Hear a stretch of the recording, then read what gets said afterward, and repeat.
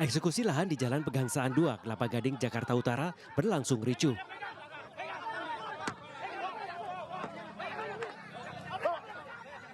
Kericuhan terjadi ketika jurusita akan melakukan eksekusi namun mendapatkan perlawanan dari sejumlah orang. Penghuni menolak dieksekusi karena mengklaim sudah membelinya dari salah satu keluarga ahli waris.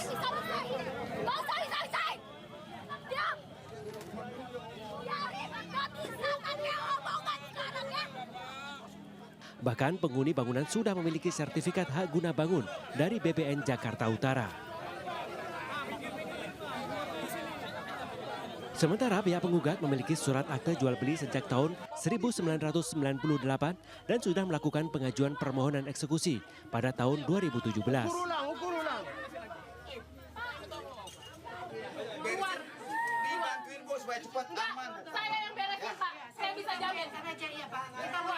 Meski sempat menolak untuk pindah, namun pihak dari tergugat akhirnya pasrah dan mengangkut barang-barang dari dalam lahan tersebut.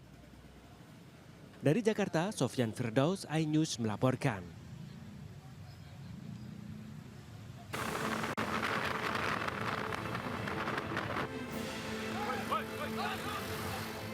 Bak film action, tim Klewang Satreskrim Polresta Padang kejar-kejaran dengan seorang pelaku curanmor di Jalan Raya Sutomo Marapalam, Kecamatan Padang Timur, Kota Padang.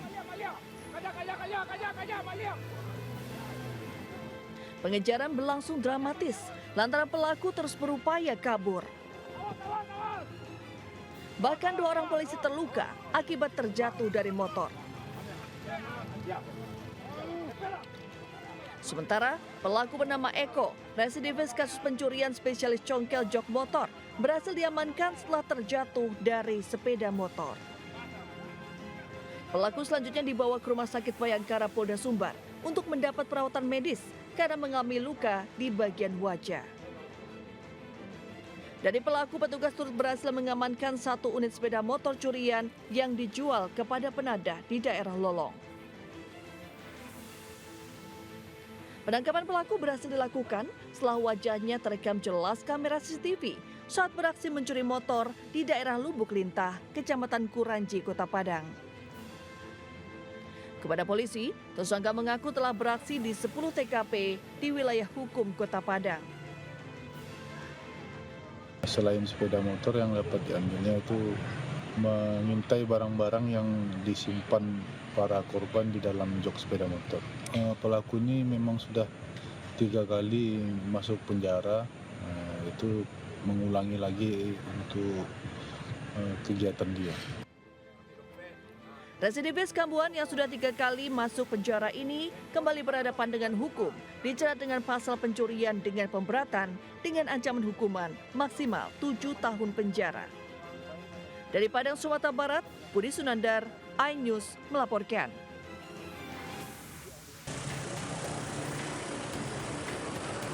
Unit Reskrim Polsek Sunggal menyisir sejumlah gang kecil untuk bisa masuk ke kawasan Lembah Berkah, Medan Sunggal yang terkenal sebagai kampung narkoba. Aksi kejar-kejaran pun terjadi antara petugas dan pengguna narkoba yang berusaha kabur dan melompat ke sungai saat mengetahui kedatangan polisi. Dari lokasi, petugas menemukan gubuk yang diduga digunakan sebagai tempat mengkonsumsi narkoba dan sejumlah barang bukti sabu-sabu, ganja, dan alat hisap sabu. Untuk mencegah pengguna kembali ke lokasi, petugas pun menghancurkan dan membakar gubuk narkoba dan menyiagakan petugas di persimpangan jalan masuk ke lokasi ini. Kegiatan kampung anti narkoba itu ya, yang dilaksanakan oleh personel kami di Reskrim ini berdasarkan adanya beberapa laporan-laporan masyarakat yang memang selama ini diduga tempat tersebut dijadikan tempat sering terjadinya peredaran narkoba di sana. Diharapkan dengan dilakukannya penggerebekan rutin serta pembinaan di masyarakat dapat menekan angka dan mengurangi peredaran narkoba di kawasan Medan Sunggal. Dari Medan, Sumatera Utara, Ahmad Ridwan Nasution, iNews melaporkan.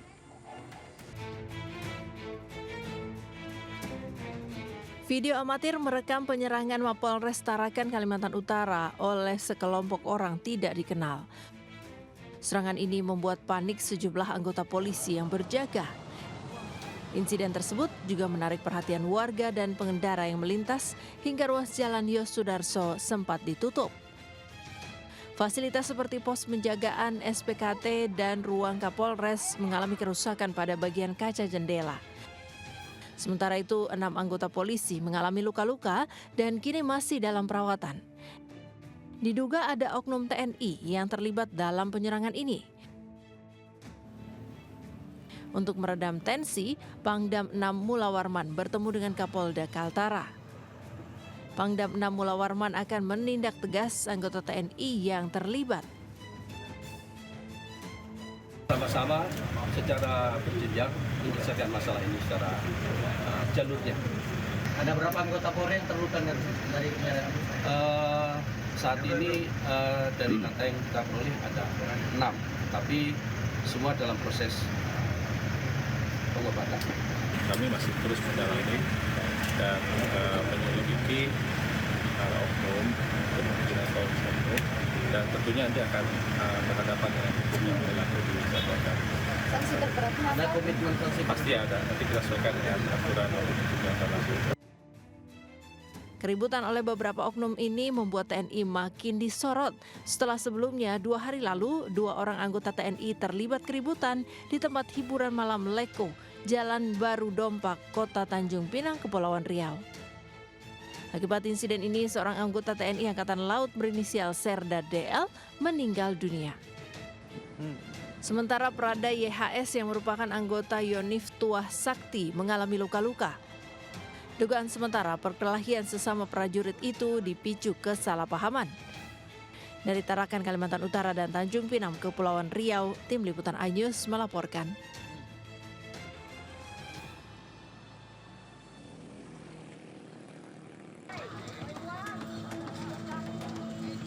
Kebakaran yang melanda kawasan Pasar Glodok, Taman Sari, Jakarta Barat akhirnya terungkap.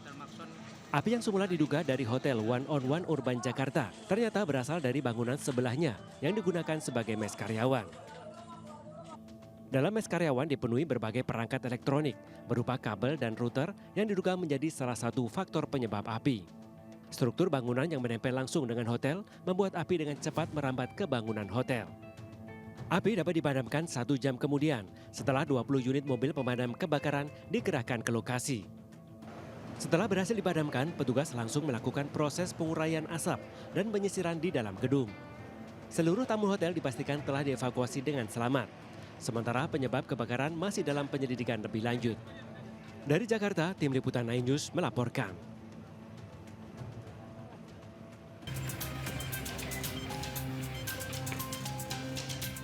Tim penyidik Kejaksaan Agung menggeledah sebuah rumah mewah di Jalan Jenggala 2 nomor 1 Kebayoran Baru, Jakarta Selatan.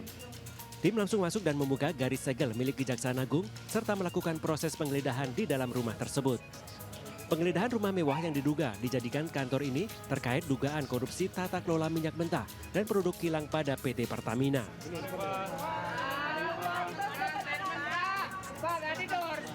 Pak, diam aja pakai limbat, Pak. Sebelumnya, Kejaksaan Agung menetapkan 7 orang tersangka dalam dugaan tindak pidana korupsi tata kelola minyak mentah dan produk kilang dalam PT Pertamina Persero, Subholding, dan K3KS tahun 2018 sampai 2023. Penetapan tersangka dilakukan setelah penyidik Jampitsus memeriksa 96 saksi dan meminta keterangan 2 saksi ahli dalam perkara tersebut. Direktur Penyidik Jaksa Agung Muda Tindak Pidana Khusus Kejaksaan Agung Abdul Kohar menyebut dari 7 tersangka 4 diantaranya merupakan pegawai Pertamina, sementara 3 lainnya dari pihak swasta. Terhadap tersangka ini ada 7, ini ada 5 tersangka atau 6 yang sudah diperiksa sebelumnya sebagai saksi. Kemudian ada 1 yang hari ini tadi sudah dilakukan pemeriksaan sebagai saksi, dan pada malam hari ini yang bersangkutan juga ditetapkan sebagai tersangka. Dari hasil penggeledahan, penyidik menemukan 5 dus dokumen, barang bukti elektronik berupa 15 unit handphone, 1 unit laptop, dan 4 software. Kini semua barang bukti tengah dibawa ke Kejagung dan akan dilakukan tindakan lanjutan. Dari Jakarta, Salam Rahmat, Rizky Solehudin, iNews melaporkan.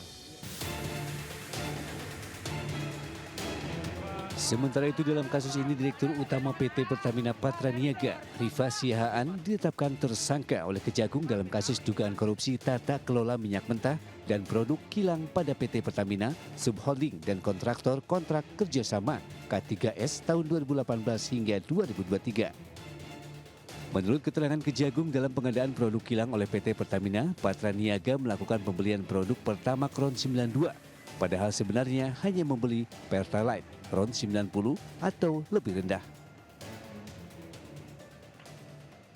Dalam pengadaan produk kilang yang dilakukan oleh PT Pertamina Patraniaga, tersangka RS melakukan pembelian atau pembayaran untuk RON 92. Padahal sebenarnya yang dibeli adalah RON 90 atau lebih rendah, kemudian dilakukan blending di depo untuk menjadi RON 92 dan hal tersebut tidak diperbolehkan atau bertentangan dengan ketentuan yang ada.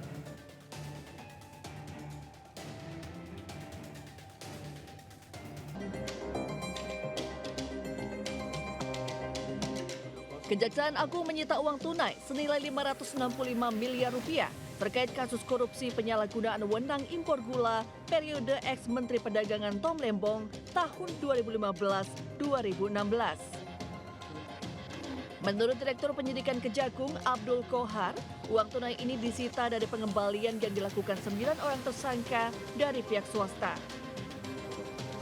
Kejagung menyebut dalam kasus ini nilai kerugian negara akibat perbuatan importasi gula yang tidak sesuai dengan ketentuan perundang-undangan mencapai 578 miliar rupiah.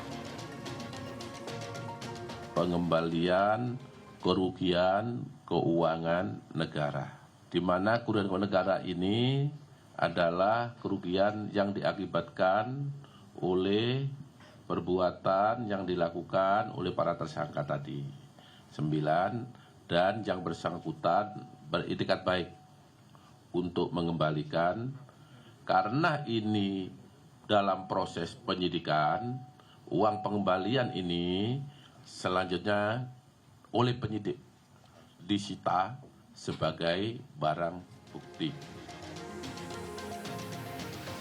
Dalam kasus ini, Kejagung telah menetapkan mantan Menteri Perdagangan Tom Lembong dan ex-direktur PT Perusahaan Perdagangan Indonesia berinisial CS sebagai tersangka. Tom Lembong dinilai menyalahgunakan wewenangnya sebagai Menteri Perdagangan dengan mengeluarkan izin persetujuan impor dengan dalih pemenuhan stok impor gula nasional. Selain itu, Kejagung juga menetapkan total 9 orang tersangka lain dari perusahaan swasta yang ditunjuk sebagai tempat pengolahan gula kristal mentah menjadi gula kristal putih oleh Kemendak. Tim Liputan iNews melaporkan.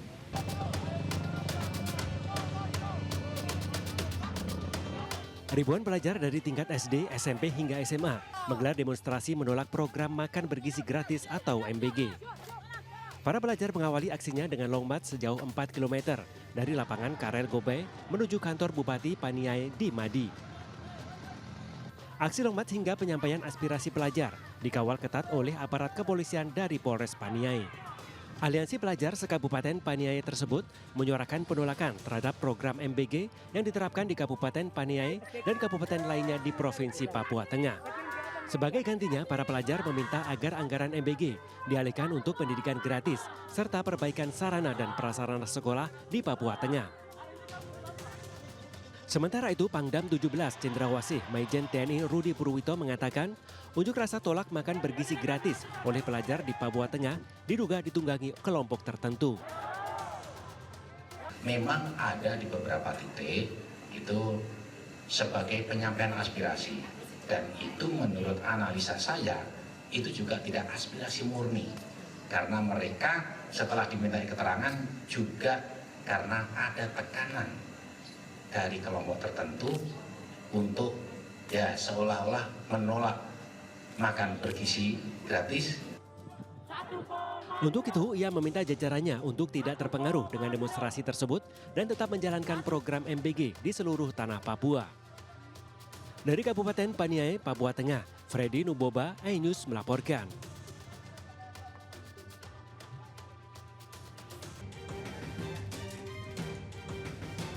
Pemirsa, Ketua Umum PDIP Megawati Soekarnoputri ternyata tidak pernah melarang kepala daerah dari PDIP untuk mengikuti retret di Akademi Militer Magelang.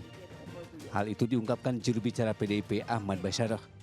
Basyarah mengatakan dalam instruksinya, Megawati hanya meminta menunda terlebih dahulu rencana keberangkatan ke Magelang dari daerah masing-masing. Untuk kepala daerah yang belum berangkat ke Magelang justru diminta Megawati agar lebih mengutamakan bekerja demi kepentingan rakyat. Pada 20 Februari 2025, Ketua Umum PDI Perjuangan Ibu Megawati Soekarnoputri sangat jelas meminta kepada seluruh kadernya yang terpilih sebagai kepala daerah di Pilkada 2024 untuk menunda terlebih dahulu perjalanan mereka ke Magelang, Jawa Tengah dan menunggu arahan lebih lanjut dari Ketua Umum PDI Perjuangan. Sebelumnya sikap Megawati menjadi sorotan usai penahanan Sekjen PDIP Hasto Kristianto oleh KPK.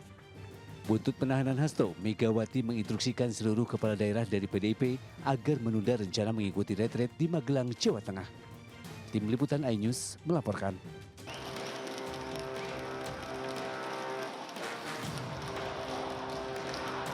Pemirsa, Presiden Prabowo Subianto dan Wakil Presiden Gibran Rakabuming Raka menghadiri acara penutupan Kongres ke-6 Partai Demokrat di Jakarta. Kedatangan Prabowo dan Gibran disambut meriah seluruh kader Demokrat yang hadir. Dalam sambutannya, Prabowo memberikan candaan mengenai syarat menjadi Ketua Demokrat yang menurutnya harus mempunyai postur tinggi. Nampaknya ada kriteria untuk menjadi Ketua Umum Partai Demokrat harus tinggi.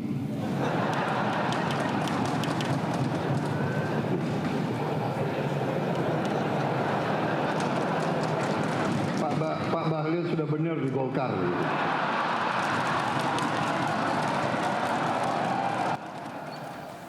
Prabowo juga mengeluarkan candaan, jangan tinggal di Menteng jika ingin jadi presiden.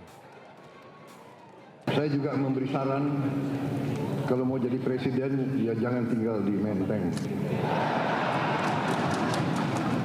Karena ini tren, ya, presiden ke-5 di Menteng, ke-6 agak jauh, ya, ke-7 di Solo, ke-8 di Bogor sana itu. Prabowo juga menyinggung lagi soal alasannya ia memilih kabinet merah putih yang gemuk. Ada yang mengatakan kabinet kita gemuk, banyak, ya kan? Tapi kalau banyak orang hebat, kenapa?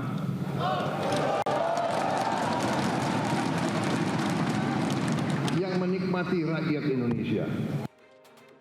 Dalam kongres ini, Agus Harimurti Yudhoyono, AHY terpilih kembali menjadi Ketua Partai Demokrat 5 tahun ke depan periode 2025-2030. Sedangkan Susilo Bambang Yudhoyono, SBY, terpilih menjadi Ketua Majelis Tinggi Partai. Tim Liputan iNews melaporkan.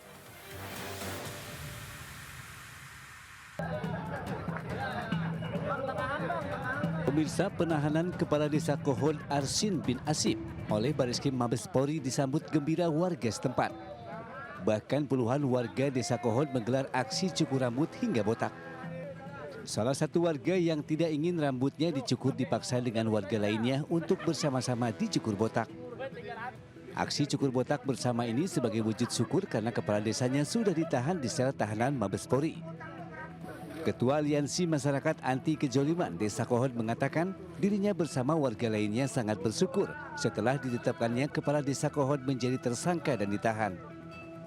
Aksi cukur rambut massal ini sudah diniatkan warga jika Kepala Desa Kohod ditangkap aparat kepolisian. Ketika Kepala Desa Arsin bin Asib dan Sekdesnya Jakarta tertangkap atau ditahan oleh pihak yang berwajib, kami warga Largiban sudah niat dari awal pasti akan membotak kepalanya atau pelontos. Warga berharap ada tersangka lainnya dalam kasus penerbitan sertifikat tanah palsu yang ada di Desa Kohod, sehingga rasa keadilan bisa dinikmati masyarakat.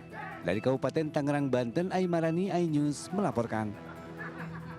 Ya pemirsa, jelang bulan suci Ramadan, ini masyarakat mulai mengunjungi pasar untuk berbelanja, membeli kebutuhan pokok untuk mempersiapkan di bulan suci Ramadan. Kalau kami pantau, sejumlah harga-harga komoditas pangan ataupun bahan pokok juga sedang mengalami peningkatan harga. Ini salah satunya kami sedang berada di salah satu pasar, yakni di Pasar Kebayoran, Jakarta. Ini kalau kami lihat dan kami tambah tunjukkan pemirsa, nah di samping saya saat ini ada cabai merah yang juga sedang mengalami peningkatan, kemudian juga ada pun yang juga mengalami penurunan seperti halnya tomat juga mengalami penurunan. Ini dari awalnya Rp20.000 sekarang menjadi Rp15.000. Kemudian juga bawang mengalami peningkatan dan beberapa harga lainnya. Namun juga selain hanya ada peningkatan, ada pun juga yang memiliki harga stabil seperti halnya minyak kita yang kini harganya masih mencapai Rp16.000 per 1 liternya. Kira-kira harganya apa saja yang masih naik? Kemudian juga apa sih penyebabnya? Kita sudah bersama dengan ibu penjualnya. Dengan ibu siapa kalau boleh tahu? Yusmini. Yusmini. Ibu kalau boleh tahu harganya yang sedang naik apa saja nih? Sekarang lagi naik lagi, kemarin sempat turun. Bawang merah kemarin udah 35, sekarang 40. Cabai merah kemarin udah 50, sekarang 60. Merah besar kemarin udah 60, sekarang 70. Tomat kemarin 20, turun sekarang 15. Kalau boleh tahu penyebabnya apa sih Bu kalau untuk peningkatan harganya? Nggak panen petaninya. Kalau mau lebaran kurang seminggu tuh baru. Kalau puasa turun yang iyalah yang makan berkurang. Sebelumnya terima kasih dan selamat melanjutkan aktivitasnya kembali. Nah pemirsa, ternyata ada pun peningkatan harga dan juga penurunan harga. Namun kalau kami juga mendengar informasi dari penjual maupun pembeli, mereka mengharapkan harga dari komoditas pangan ini dapat stabil dan tentunya juga kalau penyebabnya ini karena mungkin tadi yang disebutkan oleh ibunya karena panen yang sedang gagal panen ataupun pengurangan pemasukan yang juga sedang tidak baik. Dari Jakarta, Hendri Afrila dengan juru kamera Seto Pratomo, iNews melaporkan. Pemerintah Arab Saudi dikabarkan akan menerapkan batas usia maksimal bagi jemaah haji, yaitu 90 tahun. Selain itu ada rencana pembatasan kuota jemaah lansia berusia 70 hingga 80 tahun ke atas. Menteri Agama Nazaruddin Umar menyampaikan harapan masyarakat Indonesia terkait rencana kebijakan batas usia haji kepada pemerintah Arab Saudi. Menak minta kriteria istita'ah kemampuan haji sebaiknya ditentukan berdasarkan kondisi kesehatan, bukan faktor usia. Hal ini disampaikan Menak dalam pertemuannya dengan Menteri Kesehatan Arab Saudi Fahad Abdul Rahman Al-Jalajal di Rumah Dinas Duta Besar Arab Saudi di Jakarta, Senin lalu. Kami juga minta supaya kriteria yang dijadikan pokok nanti bisa haji itu adalah istita'ah dari segi kesehatan, bukan dari segi umur. Karena di Indonesia ada orang lebih dari 90 tahun masih sangat kuat. Ada juga yang kurang dari 90 tahun tapi sudah lemah. Maka itu saya memohon kepada Menteri Kesehatan Saudi Arabia bahwa yang dijadikan patokan nanti itu adalah kemampuan dari segi fisik, bukan dari ukuran umur. Sementara itu, data Pusat Kesehatan Haji menyebutkan dalam 7 tahun terakhir terjadi tren peningkatan jemaah haji lansia dengan usia 65 tahun ke atas. Pada tahun 2017, ada sekitar 32% jemaah lansia dari total jemaah haji Indonesia. Tahun 2018, ada sekitar 32% jemaah lansia. Tahun 2019, jemaah haji lansia sebanyak 34%. Tahun 2020 tidak ada keberangkatan haji karena COVID. Tahun 2021 hanya ada sekitar 5% jemaah haji lansia. Tahun 2022 ada 23% jemaah haji lansia. Tahun 2023 sebanyak 44% adalah jemaah haji lansia. Dan pada tahun 2024 ada sebanyak 21% jemaah lansia. Dari Jakarta, Abdul Aziz, iNews melaporkan.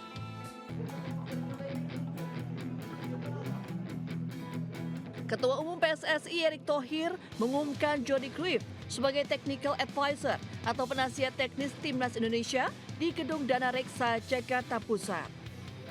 Mantan Direktur Olahraga klub Barcelona ini telah menandatangani kontrak dengan PSSI.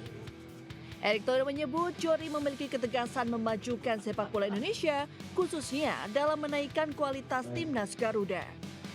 Selain itu, penunjukan Jody Clift sebagai Technical Advisor telah mendapat restu dari pelatih Timnas, Patrick Kluivert. Johnny Cruyff akan tiba di Jakarta pada awal Maret 2025 dan akan menggelar pertemuan dengan Esko PSSI dan Badan Tim Nasional atau BTN.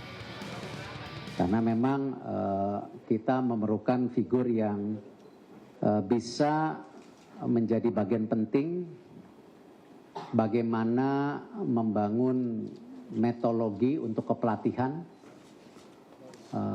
juga menjadi bagian kami mereview daripada tentu performance pelatih, berdiskusi juga dengan baik dengan pelatih tim nasional, juga mengoptimalkan pemain dari tingkat tentu yang amatir ke profesional, roadmap untuk juga talent pool tim nasional, dan juga mendukung wawasan dan rencana teknis dibandingkan beberapa negara.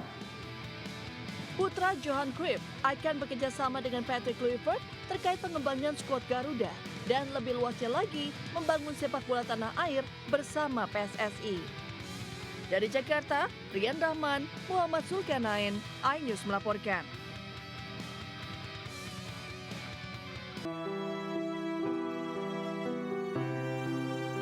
Legenda sepak bola Indonesia, Bejo Sugiantoro tiba-tiba tak sadarkan diri dan dievakuasi ke Rumah Sakit Royal Surabaya. Bejo yang tergabung dalam klub Rosita FC pingsan usai menjalani laga persahabatan bersama para legenda Persibaya Surabaya di lapangan Shir Surabaya Selasa sore. Naas legenda timnas berusia 47 tahun ini akhirnya meninggal dunia di rumah sakit diduga akibat serangan jantung. Supadi hakim garis yang memimpin pertandingan saat itu mengatakan Coach Bejo awalnya tidak menunjukkan gejala sakit. Babak pertama dilalui dengan baik, namun 5 menit usai turun minum, tiba-tiba legenda Persibaya Surabaya ini jatuh pingsan lalu dilarikan ke rumah sakit. Menggunakan ambulan manajemen Deltras FC, membawa jenazah Bejo Sugiantoro ke rumah duka di kawasan perumahan Pondok Jatim, Sidoarjo. Setelah main babak pertama istirahat, ya terus melanjutkan babak kedua, kira-kira kurang lebih 5 menit berlangsung, tiba-tiba Kaji Bejo langsung jatuh. Tidak ada ya? Tetap seperti biasanya bercanda, tidak ada. Sehat semua, berjalan seperti biasanya. Sebelum meninggal, Bejo Sugiantoro merupakan pelatih Deltras FC yang berkiprah di Liga 2 pada musim 2024-2025. Dari Surabaya, Jawa Timur, Yuda Prawira, iNews melaporkan. Penemuan sebuah mobil dengan sejumlah lubang bekas tembakan senjata api menggemparkan warga Dusun Karanggeneng, Sleman, Yogyakarta. Terlebih, mobil ditemukan menabrak pohon dengan mesin menyala dan ban kempes, namun pengemudi mobil menghilang tanpa jejak. Mobil mbuh kenapa iki? Iki keadaan kosong, ditinggal pengemudine. Ternyata mobil tersebut sebelumnya dikendarai 2 anggota sindikat penggelapan mobil rental yang kabur saat disergap polisi di kawasan Jalan Merbabu, Sleman. Dalam penyergapan dan pengejaran, polisi sempat melepaskan tembakan peringatan dan tembakan mengarah ke badan mobil. Salah satu pelaku berinisial JH, 41 tahun, telah ditangkap polisi di kota Solo, Jawa Tengah. Sementara seorang pelaku lain masih dalam pengejaran petugas ke arah Jawa Timur. Karena ini juga terjadi di beberapa Polres. Laporannya bukan hanya di Polresta Sleman, juga ada di Polresta Kota juga. Sama juga. Sama. Jadi mereka itu modusnya menyewa mobil rental dengan identitas palsu, baru dibawa kabur. Kasus penggelapan mobil rental sebelumnya ditangani oleh Polsek Sleman. 3 orang telah diamankan dan berkembang ke pelaku lainnya. Keadaan kosong, ditinggal Hingga akhirnya 2 pelaku diketahui melarikan sebuah mobil rental yang akhirnya dikejar polisi. Modus operandi komplotan ini menyewa mobil rental dengan identitas palsu. Tepatnya di Sleman. Dari Sleman, Yogyakarta, Heru Tejoko, iNews melaporkan.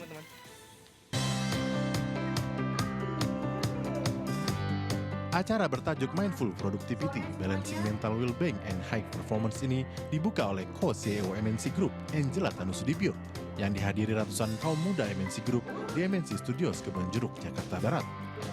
Forum yang menghadirkan tokoh muda Jerome Pauline dan influencer Indah Sundari ini membahas banyak isu menarik, termasuk menyikapi kesehatan mental Gen Z dalam lingkungan pekerjaan. Jila juga ngomong kalau misalnya SDM itu yang paling berperan penting dalam sebuah negara, bahkan bukan perusahaan. Jadinya aku berharap sebenarnya kalau bisa acara-acara bagus seperti ini tuh bisa lebih luas lagi jangkauannya supaya ya SDM Indonesia bisa semua maju dan aware terhadap mungkin mental health, dan kedepannya mungkin bisa dibikin tema-tema baru supaya lebih mantap. Memang perkembangan zaman itu kan mempengaruhi bagaimana mental health ini jadi sesuatu hal yang sangat disadari gitu ya oleh para Gen Z, dan tuntutan, tekanan dari sosial media dan juga dari berbagai hal juga mempengaruhi Gen Z ini sendiri, dan akhirnya itu yang berdampak nih ke pekerjaan salah satunya. Nah, apa yang harus dilakukan tuh sebenarnya beberapa tadi udah kita sampein, mulai dari ngeset prioritas, nentuin tujuan, terus juga benar-benar kita harus punya timeline kapan kita istirahat, kapan kita bekerja. Forum yang digelar oleh MNC Group ini diharapkan bisa membuat SDM Indonesia semakin maju dengan mengedepankan kesehatan mental. Dari Jakarta, Sahreza Zanki, Muhammad Zulkarnain, iNews melaporkan.